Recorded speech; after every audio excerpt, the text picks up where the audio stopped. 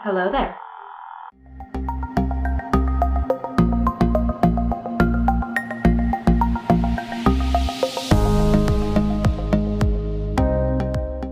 My name is Audra Wilson, and welcome back to my fantasy world. Before I get into today's topic, which is obviously Star Wars related, let me let you know some new stuff going on. I am entering my beta reading phase, so you can sign up for being a beta reader on my website, audrabwilson.com. Go to the Works tab, then go over to the Works in Progress underneath that, and then you can sign up there. While you're there, you can also check out my blog and sign up for the newsletter, which comes out every first week of the month. It'll give you insight into what's coming up, and soon there will be some extra private content for my newsletter recipients. So please don't forget to sign up for that to get inside information. You can also submit writing workshop material to the Silly Stories tab. It's basically just a prompt for fun. What story would you tell? So yeah, just have a little fun with that. Please don't forget to like, comment, and subscribe to the channel. It will definitely help me out. And as always, thank you so much for your new and continued support. Okay, so now to Star Wars. Recent events, and also me going to Galaxy's Edge this coming weekend, has really got me into the Star Wars spirit for now. And I am super excited because I love Star Wars. Star Wars was one of the first fandoms I ever became a part of, not in the public sense, but more of what I personally liked. It was one of the first movies that I ever watched, at least with my family, really enjoying it. It was definitely the original trilogy that got me into it, and then of course the prequels. So yeah, I have a lot of love for Star Wars. There are elements of both sci-fi and fantasy in Star Wars, and that is what I love the most about it. That it has everything that I pretty much love. Unfortunately, this topic has also opened up some old wounds. It is no secret at this point that the fandom became divided at some point, and I'll go into that a little bit later as I explain my view. But it definitely, with all the new Star Wars content coming out and what is just going on in the world of Star Wars, it definitely has opened up some old wounds from the sequels. But surprisingly, instead of intense dislike, as I once felt, I didn't feel that anymore. Honestly, it just made me sad and maybe a little disappointed, but I was no longer and am no longer angry at the sequels. I'm no longer angry at Rey.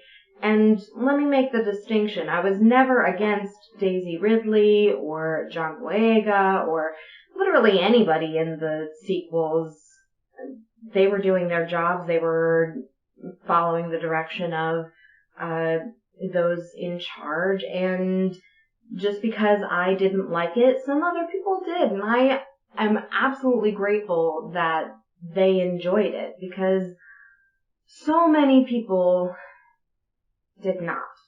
And again, that's okay. Opinions are meant to be opinions. They can be wrong or right in your own opinion, but it pains me that we have to go over this all the time. But just because someone has a different opinion than you doesn't make them wrong. And just because I might think that the sequels are terrible, and of course in my own opinion and in many other people's opinions,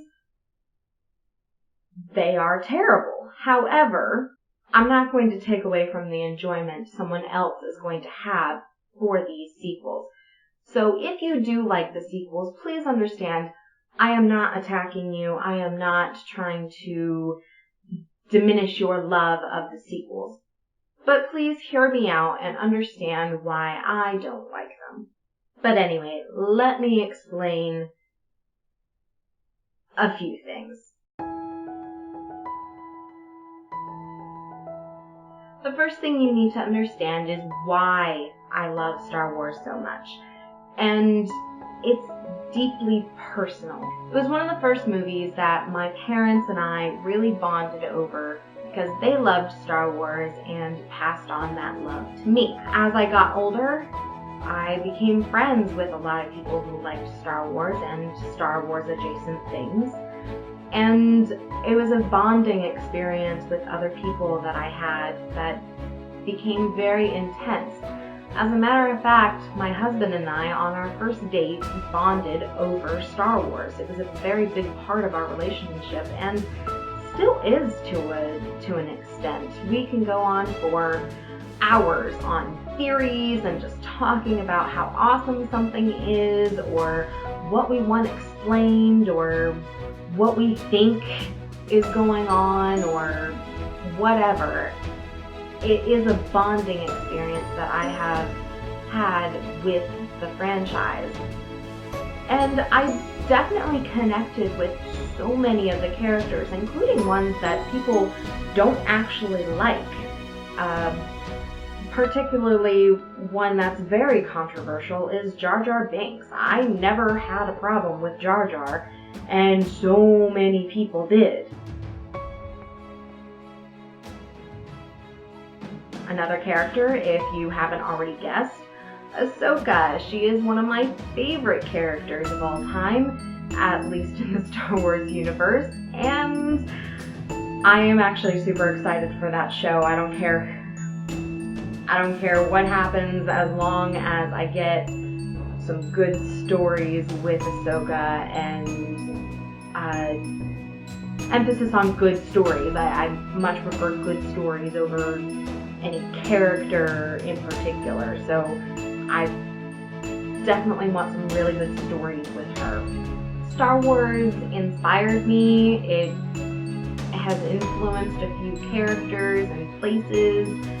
It has definitely influenced the way I write culture, and along with a few other things. It's not the only inspiration I have, of course, but it's definitely a big inspiration for a lot of different things. And yeah, that's one thing that it influenced for my writing aspect of myself. But like I said, it made me connect with people and the characters, and it also brought out my love for the hero's journey, which is definitely one of my favorite character arcs, as well as the redemption arc, which I actually had a blog about last week. So two of my favorite character arcs actually are in Star Wars. It's very personal. As I got older, I learned about the Clone Wars and Rebels, and I actually really started to enjoy all of those things. I still do, and I still rewatch everything, except for the sequels, but I'll get into why in a little bit. Like many fans, I was extremely excited when they announced the sequels, and especially Force Awakens, because that just sounded so cool. I had no reason to doubt that I would like them. It's Star Wars, for God's sake. I had no reason to doubt Disney at that point. They were doing good things with the MCU. They came out with Rogue One, which, while I wasn't the biggest fan of Rogue One, I definitely enjoyed it. And yeah, there were just so many things that were good about what was coming out of Disney at the time that, again, I had no reason to doubt that I would like the sequels. As a matter of fact, Rebels was a Disney show, and I loved Rebels. I mean, I know a lot of people think that it's just for kids, and yes, it was definitely targeted towards kids, but I still very much enjoyed the new characters, and actually a lot of the badass characters like Zeb, Sabine, Hera, even Kanan and Ezra were really great. I had no dislike for any of the characters, except for probably Chopper. I wasn't the biggest fan of Chopper, but I digress. Needless to say, I still had faith that Disney could create characters for Star Wars that I would enjoy.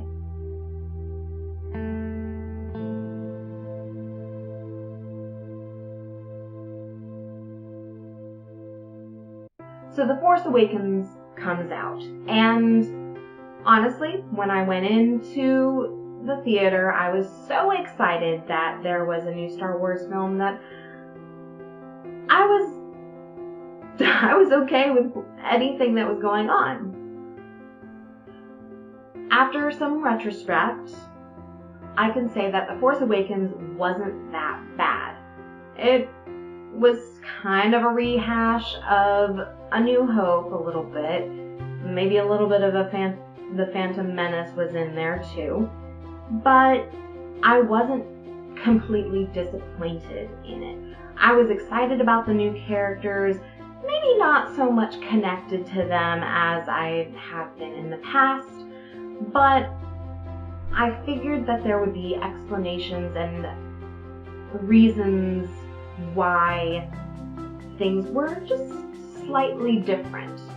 I mean, of course, at that point, George Lucas was not really kind of around for the sequels, and J.J. Abrams had been used to Star Trek, and, you know, things happen, and I was excited and full of questions and curious. I was very curious about what they would do with everything.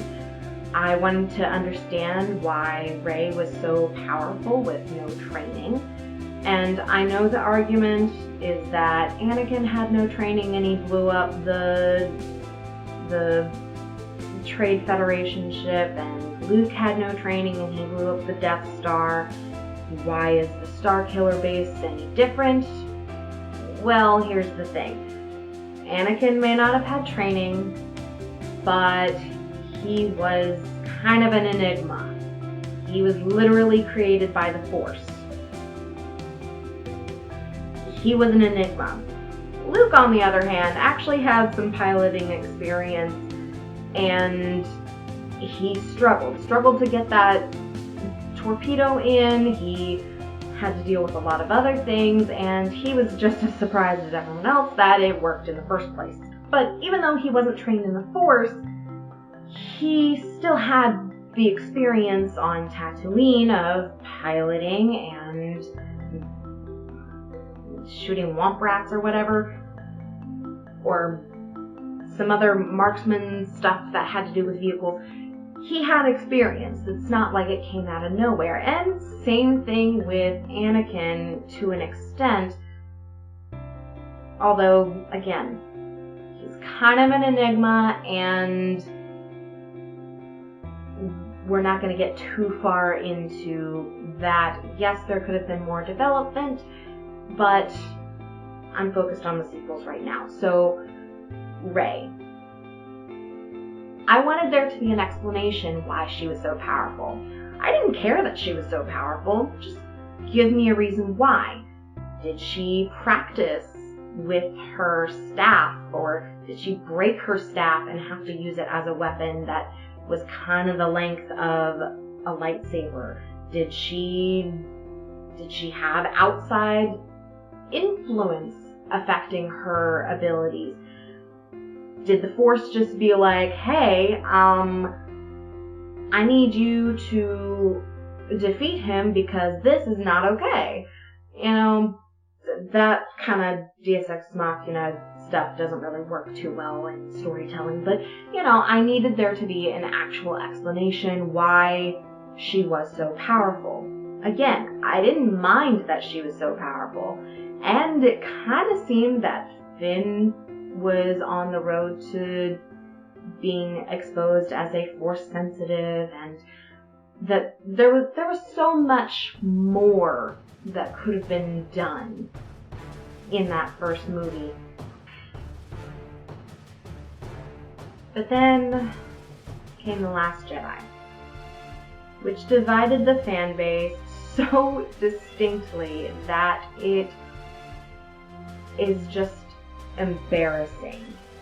It is embarrassing how badly it divided the fandom, and there have been entire channels dedicated to that topic in particular, so I'm not going to go into too much detail about everything, but I am going to lay out a few points. At the end of The Force Awakens, I was left with a lot of questions that I absolutely had no reason to doubt would not be answered in The Last Jedi. Why was Rey so powerful? What made Ben Solo, Kylo Ren, turn? What caused Luke to go into isolation? And seriously, was Finn Force sensitive? And the answers to my questions either went unanswered or didn't have a good reason behind them. I was extremely disappointed in what Luke turned out to be. Luke was one of my favorite characters of all time as far as a hero was concerned, and he literally tosses a lightsaber into the ocean. He tosses the lightsaber. Who does that? There were so many things that just did not make sense to me in The Last Jedi. And I came out of the theater so disappointed. Any connection I had with the characters was now gone. I had no feelings left for the characters except resentment and annoyance and just utter disappointment. That disappointment manifested in an intense hatred for what the sequels were doing. It did not diminish my love of Star Wars, but it did diminish my faith. It just honestly felt like something was missing, like I had missed something. And it didn't get any better. Even with some of the retconning of The Rise of Skywalker. There were things about the sequels that I did like. I actually loved Maz Kanata. I actually wanted some more of her in the future sequels. And I wanted to know who exactly she was. I wanted a little bit of that mystery to be solved for me a little bit. And as always, new races, new creatures, new everything about Star Wars that I loved, the excitement, the fantasy of it was great. I liked that. I wanted more of it, and I didn't get it. And you know what? I actually loved the idea of the dyad. I thought that was really cool, but should have been introduced a lot earlier, as in like the very beginning of Last Jedi, for me to fully understand it, or at least accept it in The Rise of Skywalker when it was kind of explored a bit more. And especially what the power of the dyad could do. That was intense and definitely needed a lot more fleshing out before I could fully embrace it. But the problem with the sequels was just that the potential for each character, each plot point kept falling flat. The Rise of Skywalker was so rushed it was hard to keep up. The Last Jedi, again, enough people have gone over the problems with The Last Jedi that I don't need to go into all that. If you want a video of my opinion on The Last Jedi and just the overall plot points of the sequels that either I would change or move around a bit or flush out a bit more, leave a comment in the description below and I'll make a video about that. I didn't like that Finn's part was diminished so much. I mean, Force Awakens, he was one half of the main cast, of the main character cast, and then in The Last Jedi and Rise of Skywalker, he kind of becomes a nothing, which was ridiculous. I thought that he needed more. And I also didn't like the fact that Rey was still powerful for no reason except for her parentage. And you know what? Maybe Rey Nobody would have been better. Or hell, even Rey Kenobi made more sense than a Rey Palpatine, at least to me. And as for those who say that she's not really a Skywalker and that she just calls herself a Skywalker at the end, I say that Luke and Leia pretty much adopted her into the Skywalker clan, so I don't care. I don't care about that. And really, by the time Rise of Skywalker came out, I was only going to the theater to see if they could make up for anything that The Last Jedi was. I wanted to see how they would play Carrie Fisher, since she had unfortunately passed away. I wanted to see what Rey would do. I was glad about the fact that Rey had actually been trained by Leia in the meantime between the end of The Last Jedi and the beginning of The Rise of Skywalker. That was very much needed development and actually gave a reason to how she had been improving and been able to connect by the end of the movie. But, you know, again, things went a little fast for everything to kind of come together at the end. So it was almost like there were 3 movies trying to compete for the one slot in Rise of Skywalker. So it was just very rushed. By the end of the movies, I was just done. Now, about Rey in particular. Yes, I've gone on about the fact that she was powerful for no reason at first. And yes, I do believe that Rey is a Mary Sue. There are a few things that could change that, and again, if you want me to go into what I would change about Rey and her backstory to make her not a Mary Sue anymore, leave a comment in the description. I'd love to talk about it, but again, there's not really that much time in this one, and I'm running out of time as it is. And really, her motivations didn't make sense as the story progressed until The Rise of Skywalker. Nothing made sense anymore. And then, of course, there was the lack of direction just over all the sequels, that there was no consistent storyline that I was supposed to be following exactly. People were in and out of character, and just things were just a mess. But again, now, I don't really feel that intense dislike and anger at the sequels. It makes me sad, but then at the same time I end up just not caring. And that's what makes me sad, that I don't care anymore about Rey or any of the characters.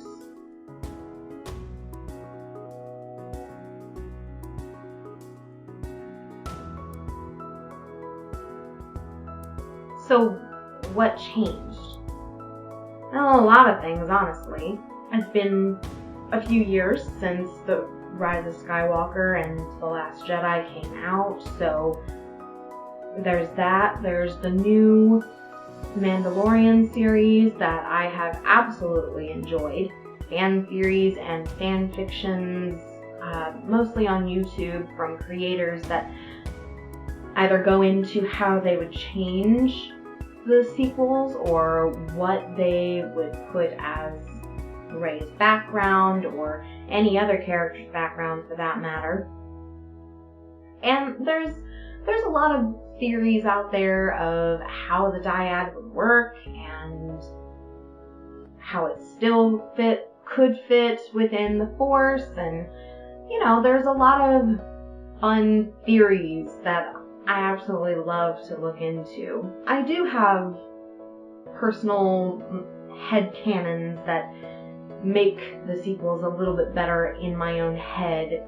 It's kind of a coping mechanism to cope with the fact that yes, they do exist, but I can pick and choose what I like about them and be okay. And then there's the new stuff that's coming out of Disney Star Wars and Lucasfilm. There's new things coming along, and I'm excited for what I can see, because as far as I can tell from The Mandalorian, it seems like they're going in the right direction as far as the Disney Plus series are concerned. And then there's a lot of me just ignoring the sequels and just allowing people to, if they like them, you like them. If you don't like them, then just don't watch them. Which is kind of where I ended up.